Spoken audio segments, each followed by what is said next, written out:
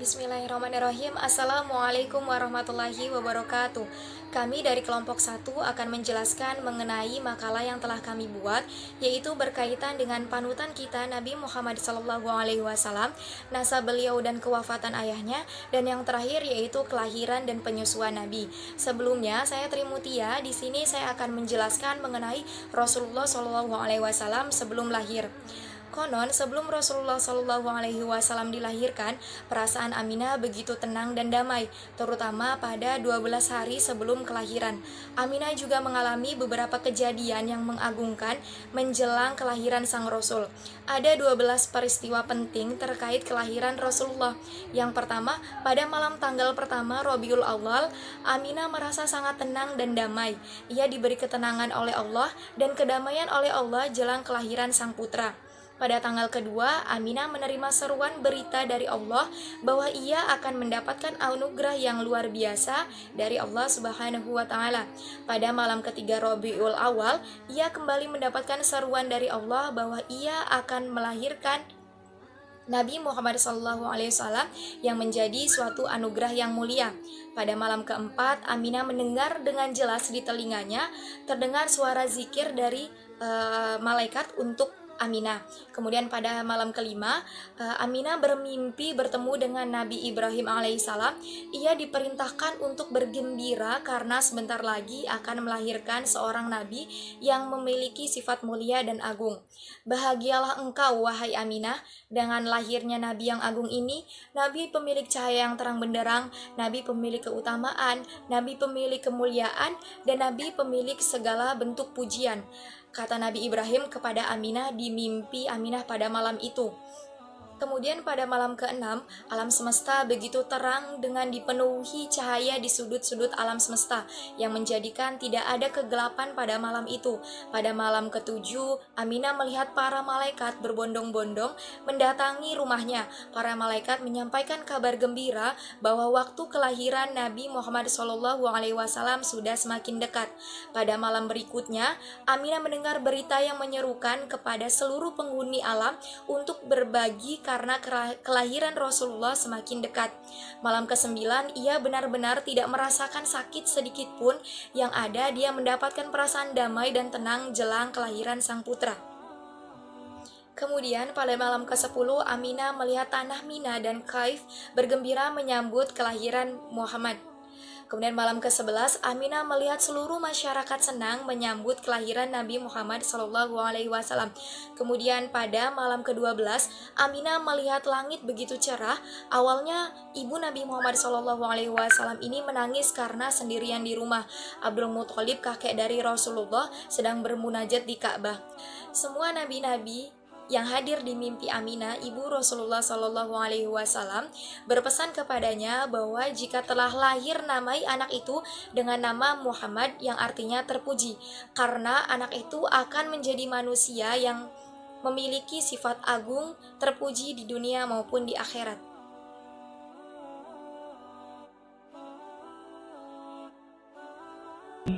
ألم تر كيف فعل ربك بأصحاب الفيل ألم يجعل كيدهم في تضليل وأرسل عليهم طيرا أبابيل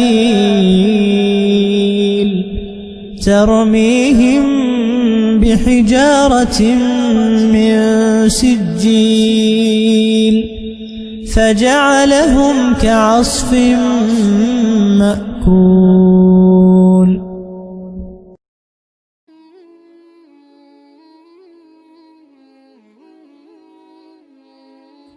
Rasulullah adalah utusan Allah bagi seluruh manusia.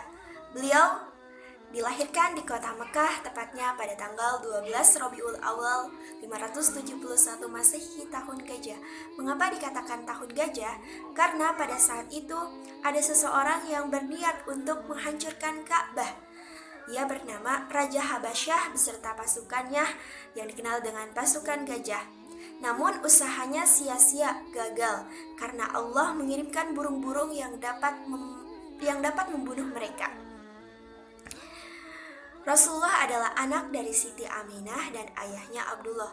Sejak Rasulullah lahir ke dunia, Rasulullah sudah menjadi anak yatim karena sejak dalam kandungan Abdullah sudah meninggal dunia. Rasulullah disusui oleh Su'aibah Aslamah yang merupakan budak dari Abu Lahab. Kemudian dilanjut oleh Halimah binti Abu Du'aib. Sudah menjadi tradisi masyarakat Arab untuk menitipkan anaknya kepada seseorang yang berasal dari pedalaman untuk disusui. Mengapa? Hal ini karena agar bayi tersebut tumbuh menjadi anak yang kuat, selain itu terhindar dari penyakit yang menular. Ketika Halimah beserta suaminya, anaknya, dan wanita-wanita rombongannya menuju Mekah untuk mengambil bayi yang akan disusui, pada saat itu sedang masa musim pacaklik. Keledai yang ditungganginya tidak menghasilkan air susu satupun, sehingga membuat Halimah dan suaminya kelaparan dan kehausan. Dan anaknya pun terus menangis karena Halimah mengeluarkan ASI yang begitu sedikit tak membuat anaknya kenyang. Sehingga dalam perjalanan Halimah dan suaminya tidak bisa tertidur akibat tangisan bayi tersebut. Ketika Halimah beserta rombongannya sampai di kota Mekah, wanita-wanita rombongan itu tidak mau membawa Nabi Muhammad untuk menjadikan bayi yang disusui karena mereka mengetahui bahwa Nabi Muhammad adalah anak yatim karena mereka tidak suka yang demikian. Namun hanya Halimah seorang diri yang belum mendapatkan bayi tersebut. Sehingga Halimah berkata, "Ku ambil saja bayi ini.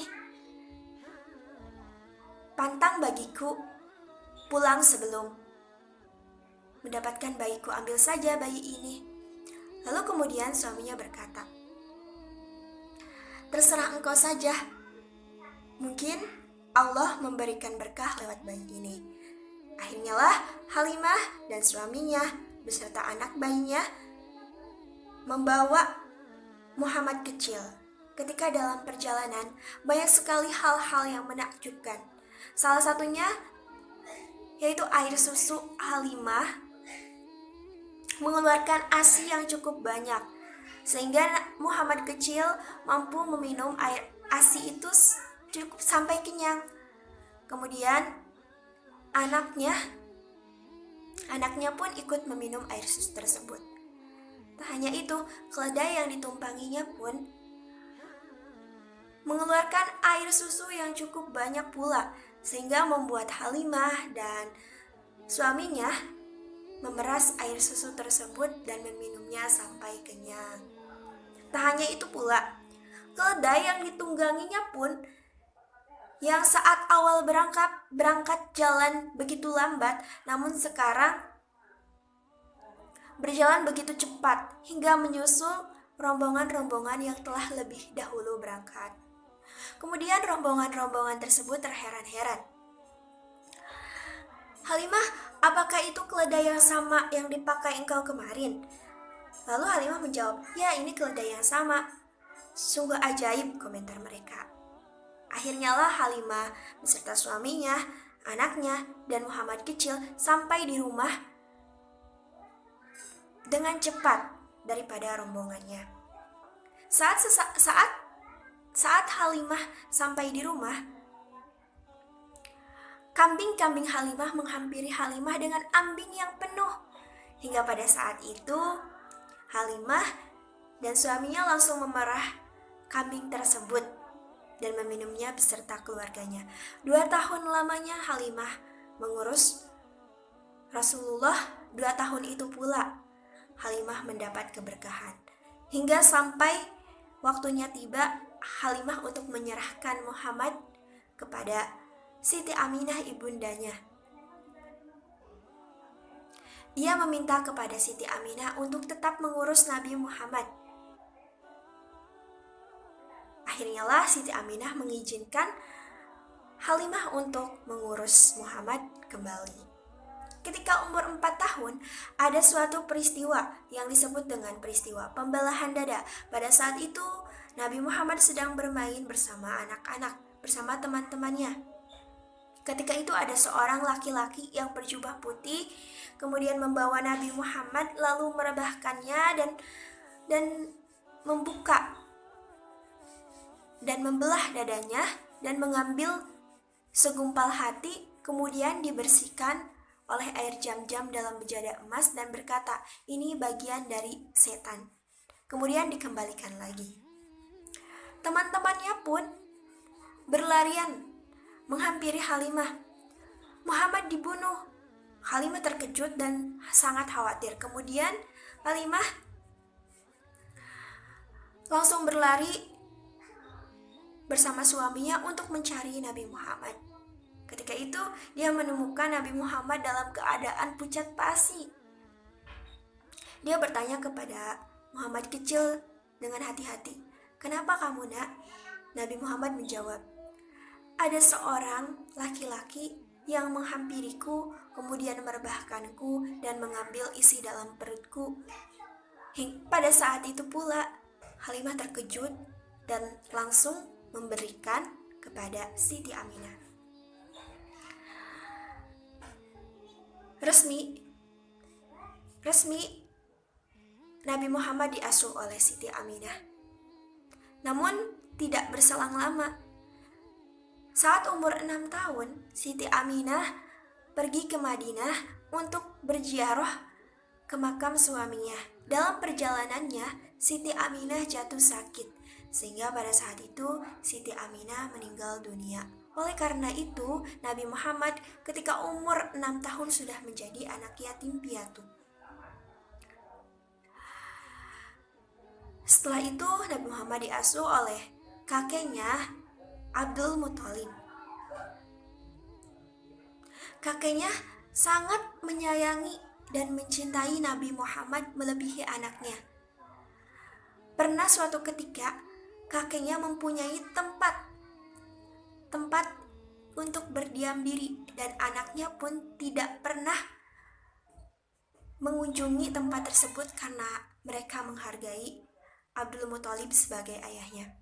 Sampai suatu ketika Nabi Muhammad mendatangi tempat tersebut dan ingin memasukinya. Kemudian paman dari Nabi Muhammad menariknya hingga diketahui oleh kakeknya. Biarkan saja, sungguh anak ini istimewa.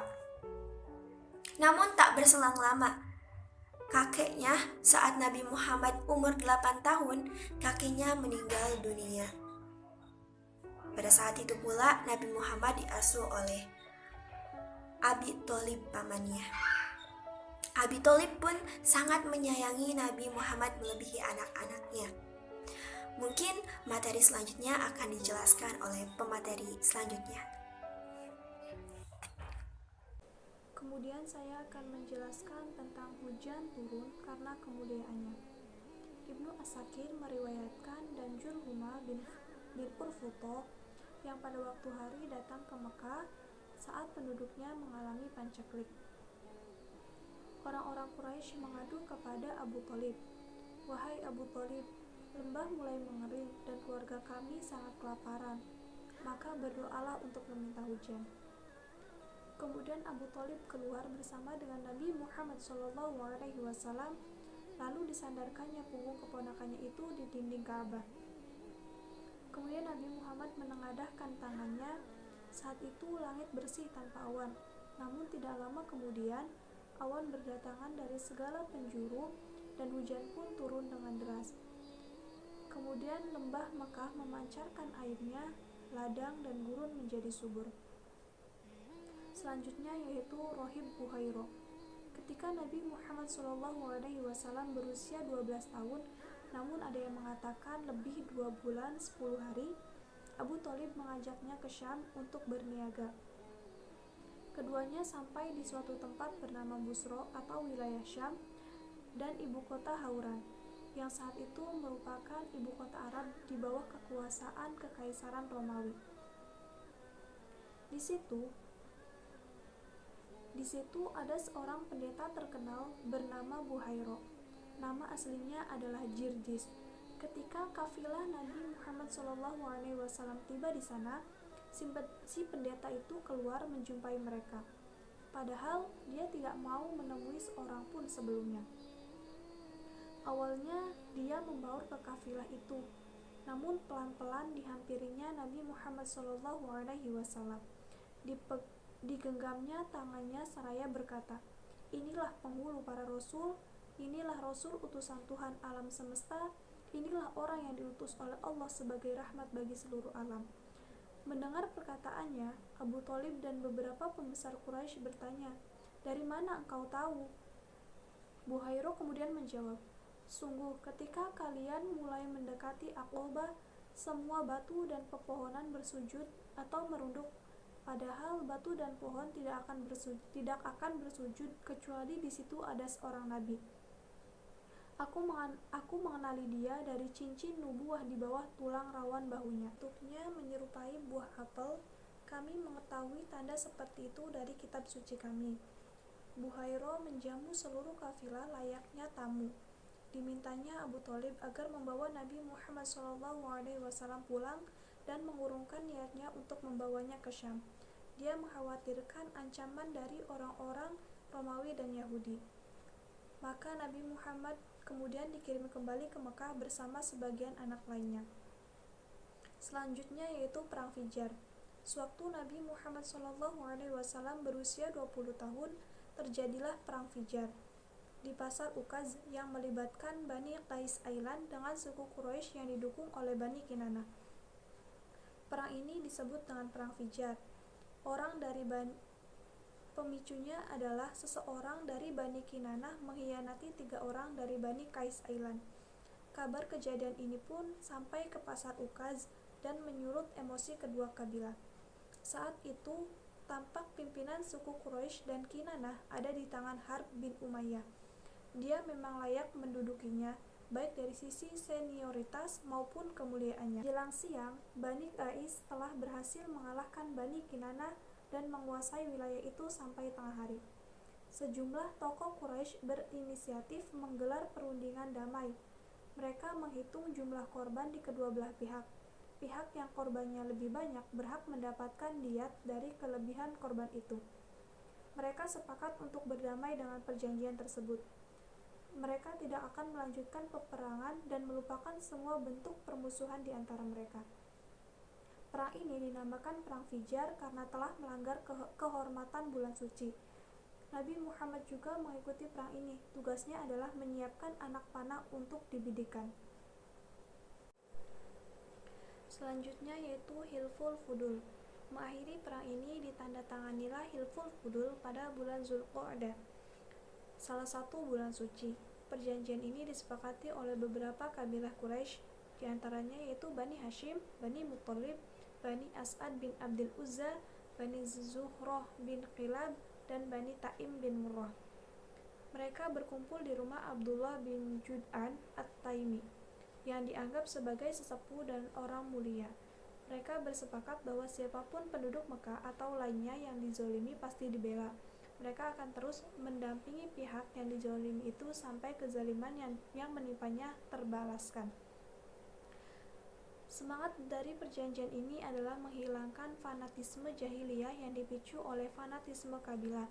Pendapat lain tentang latar belakang perjanjian ini adalah adanya seorang lelaki Bani Zubaid yang datang ke Mekah dengan membawa barang dagangan. Dagangan itu dibeli oleh As bin Wa'il As-Sahmi, tetapi dia menahan hak tidak membayar lelaki Bani Zubaid tadi. Akhirnya lelaki ini mengajak sekutu-sekutunya dari kabilah Abdul Addar, Makhzum, Jumah, Sam, dan Adi untuk menghadapi kezoliman As bin Wa'il, tetapi mereka tidak memedulikannya. Maka dia mendaki gunung Kubaisi dan membaca syair tentang kezoliman yang dialaminya dengan suara keras. Saat itu Zubair bin Abdul Muthalib lewat dan mempertanyakan, mengapa orang ini diabaikan? Berkumpullah semua kabilah yang disebutkan di atas untuk menyepakati perjanjian Hilful Fudul. Selanjutnya mereka menemui As bin Wa'il dan mengambil paksa apa yang menjadi hak-hak lelaki Bani Zubair itu. Di sini saya akan menjelaskan tentang masa kerja Rasulullah terlebih dahulu. Menginjak remaja, dalam beberapa riwayat dijelaskan bahwa Rasulullah bekerja sebagai pengembala kambing milik Bani Sa'ad, dan kemudian Rasulullah beralih profesi sebagai pedagang. Kemudian saya akan menjelaskan masa menikahnya dengan Khadijah. Karena amanahnya Rasulullah dalam mengelola harta dan betapa mulianya sifat dan sikap beliau, akhirnya Khadijah pun jatuh cinta. Khadijah pun mengutarakan perasaannya kepada temannya, yaitu Nafisah. Akhirnya Nafisah pun menemui Rasulullah dan meminta agar Rasulullah segera meminang Khadijah. Rasulullah pun setuju dan mereka menikah dengan dihadiri oleh Bani Hashim dan para pembesar Bani Mudhar dengan mahar 20 ekor unta muda. Kemudian saya akan menjelaskan tentang renovasi Ka'bah. Ketika Rasulullah berusia 35 tahun, orang-orang Quraisy berinisiatif membangun Ka'bah dengan gundukan batu besar setinggi 4,5 meter. Sejak zaman Ismail alaihissalam, Ka'bah tidak beratap sehingga banyak pencuri dengan mudah mengambil semua barang yang ada di dalam Ka'bah. Kemudian beberapa renovasi telah dijalankan. Orang-orang Quraisy kehabisan dana untuk membangun Ka'bah yang hanya mengandalkan penghasilan mereka yang baik. Mereka terpaksa menyisihkan 6 hasta di sisi utara, yaitu yang disebut Al-Hijr dan Al-Hatim. Pintu Ka'bah ditinggikan sekitar 2 meter. Tatkala tinggi bangunan telah mencapai 15 hasta, mereka menyangga atapnya dengan 6 buah tiang. Demikian penjelasannya, terima kasih.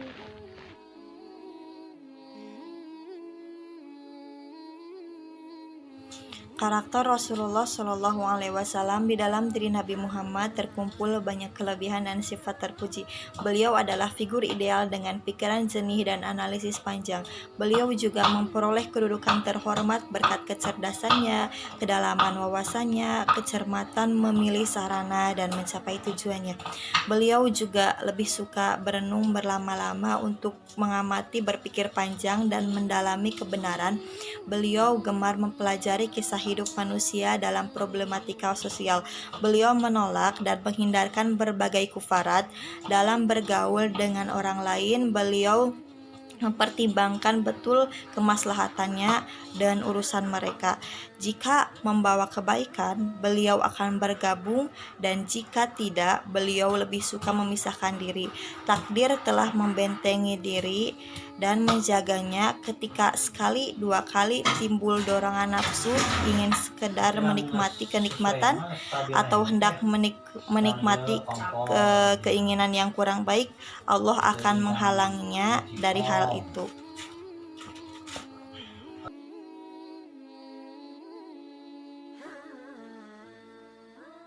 Baiklah, di sini saya akan menjelaskan tentang nasab-nasab Rasulullah. Saya akan menjelaskannya melalui kitab Barzanji ini. Saya akan membacakannya terlebih dahulu. Teman-teman bisa langsung membukanya. Ini ada di halaman 40 sampai dengan 42. Bismillahirrahmanirrahim.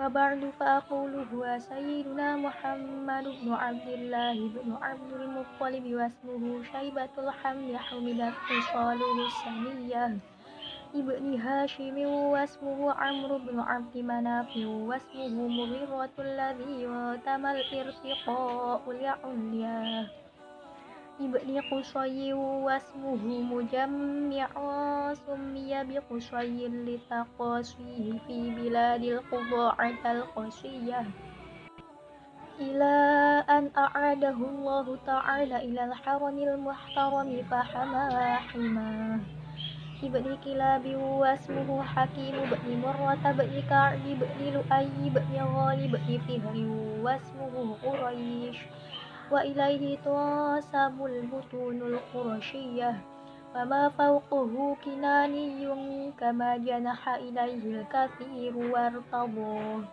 ibni Malik ibni Nadr ibni Kinanah ibni Khuzaimah ibni Mudrikah ibni Ilyas wa huwa awwalu man ahdal budna ila rihabil haramiyah wa sumi'a fi sulbihin nabiyyu sallallahu alaihi wasallam dzakarallaha ta'ala wa labban ibni Mudhar ibni Nizar ibni Ma'ad ibni Adnan wa hadha silkun nawamat fawaidahu bananu sunnati saniyah wa raf'uhu ila Khalil Ibrahim amsaku anhu syari'u wa abah wa adnanu bila ghaibin ayada dhabil ulumin nasabiyah ila dhabihi Ismaila nisbatuhu wa mutamah fa'arwim bihi min aqdiya ta'allaqat kawakibuhud durriyah wa kaifala wasayyidul aqwam sallallahu alaihi wasallam wasiqatuhul mutaqun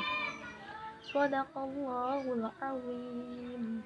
Setelah tadi sudah saya bacakan nasab yang ada di dalam kitab Barzanji, sekarang saya akan membacakan artinya. Dia adalah junjungan kita Nabi Muhammad bin Abdullah bin Abdul Muthalib, namanya adalah Syaibatul Hamdi, dan perilakunya yang luhur itu terpuji. Dia putra Hashim, yang nama sebenarnya Amr, putra Abdi Manaf, yang nama sebenarnya Mughirah, yang keluhuran itu dicitrakan kepadanya karena kemuliaan nasabnya. Ia putra Qusay, yang nama sebenarnya Mujammi', disebut Qusay karena jauhnya ia pergi ke negeri Qudza'ah yang jauh, sampai Allah Ta'ala mengembalikannya ke tanah haram atau tanah suci dan terhormat. Lalu dia memeliharanya dengan suatu pemeliharaan yang sesungguhnya. Ia putra Kilab, nama sebenarnya Hakim, putra Murrah, putra Ka'ab, putra Lu'ay, putra Ghalib, putra Fihr, yang nama sebenarnya Quraisy. Dan kepadanya dinasabkan semua suku Quraisy. Orang yang di atasnya adalah dari kabilah Kinanah, sebagaimana pendapat banyak orang. Ia Fihr adalah putra Malik, putra Nabor, putra Kinanah, putra Khuzaimah, putra Mudrikah, dan putra Ilyas. Dan Ilyas ini adalah orang pertama yang mengorbankan unta ke tanah haram, dan di tulang punggungnya terdengar Nabi Shallallahu Alaihi Wasallam menyebut dan memenuhi panggilan Allah Subhanahu wa Ta'ala. Ia, Ilyas, adalah putra Mudhar bin Nizar bin Ma'ad bin Adnan. Inilah kalung yang butiran-butiran mutiaranya terangkai oleh sunnah yang tertinggi. Untuk menyebutkan orang-orang di atasnya, di atas Adnan, sampai kepada Al-Khalil, Nabi Ibrahim, syari', yakni Nabi menahan dan enggan untuk menyebutkannya. Dan tidak diragukan lagi, menurut orang-orang yang memiliki ilmu nasab Adnan sampai kepada Zabih, orang yang akan disembelih, yakni Nabi Ismail alaihi salam. Sekian dari saya, kurang dan kurangnya mohon dimaafkan. Billahi taufiq wal hidayah. Wassalamualaikum warahmatullahi wabarakatuh.